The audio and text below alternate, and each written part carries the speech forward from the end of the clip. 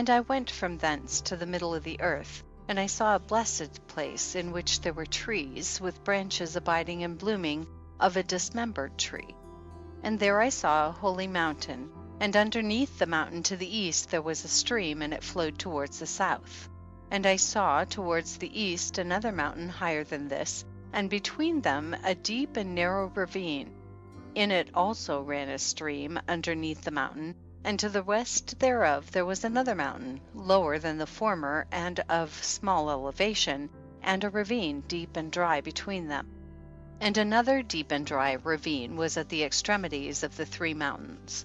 And all the ravines were deep and narrow, being formed of hard rock, and trees were not planted upon them. And I marveled at the rocks, and I marveled at the ravine, yea, I marveled very much.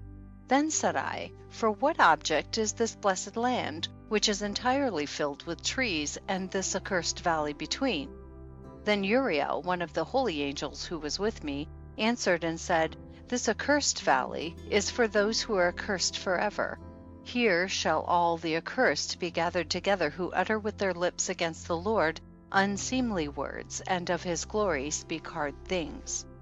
Here shall they be gathered together, and here shall be their place of judgment. In the last days there shall be upon them the spectacle of righteous judgment in the presence of the righteous forever. Here shall the merciful bless the Lord of glory, the eternal King. In the days of judgment over the former they shall bless him for the mercy in accordance with which he has assigned them their lot. Then I blessed the Lord of glory, and set forth his glory, and lauded him gloriously. And thence I went toward the east, into the midst of the mountain range of the desert, and I saw a wilderness, and it was solitary, full of trees and plants. And water gushed forth from above, rushing like a copious watercourse which flowed towards the northwest. It caused clouds and dew to ascend on every side. And thence I went to another place in the desert, and approached to the east of this mountain range. And there I saw aromatic trees exhaling the fragrance of frankincense and myrrh, and the trees also were similar to the almond tree. And beyond these I went afar to the east, and I saw another place, a valley full of water, and therein there was a tree, the color of fragrant trees, such as the mastic. And on the sides of those valleys I saw fragrant cinnamon, and beyond these I proceeded to the east. And I saw other mountains, and amongst them were groves of trees, and there flowed forth from them nectar, which is named Sarara and Galbanum. And beyond these mountains I saw another mountain to the east of the ends of the earth, whereon were aloe trees, and all the trees were full of stacte, being like almond trees. And when one burnt it, it smelt sweeter than any fragrant odor. And after these fragrant odors, as I looked toward the north over the mountains, I saw 7 mountains full of choice nard and fragrant trees and cinnamon and pepper. And thence I went over the summits of all these mountains, far towards the east of the earth, and passed above the Erythraean sea, and went far from it, and passed over the angel Zotiel. And I came to the garden of righteousness, and saw beyond those trees many large trees growing there, and of goodly fragrance. Large, very beautiful and glorious, and the tree of wisdom, whereof they eat and know great wisdom. That tree is in height like the fir, and its leaves are like those of the carob tree, and its fruit is like the clusters of the vine, very beautiful, and the fragrance of the tree penetrates afar. Then I said, how beautiful is the tree, and how attractive is its look. Then Raphael, the holy angel who was with me, answered me and said, this is the tree of wisdom, of which thy father old in years, and thy aged mother, who were before thee, have eaten.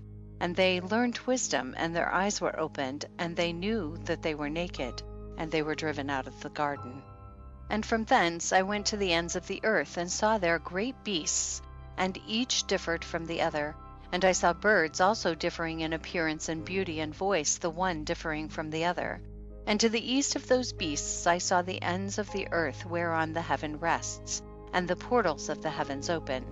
And I saw how the stars of heaven come forth, and I counted the portals out of which they proceed, and wrote down all their outlets, of each individual star by itself, according to their number and their names, their courses and their positions, and their times and their months, as Uriel the holy angel who was with me showed me.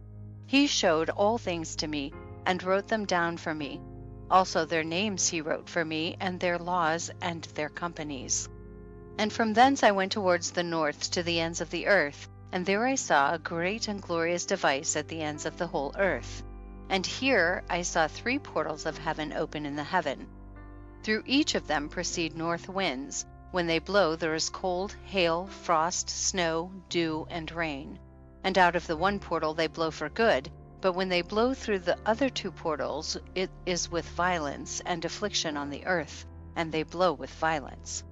And from thence I went towards the west to the ends of the earth, and I saw there 3 portals of the heaven open, such as I had seen in the east, the same number of portals and the same number of outlets. And from thence I went to the south to the ends of the earth, and I saw there 3 open portals of the heaven. And thence there came dew, rain, and wind. And from thence I went to the east to the ends of the heaven, and saw here the 3 eastern portals of heaven open, and small portals above them. Through each of these small portals pass the stars of heaven, and run their course to the west on the path which is shown to them.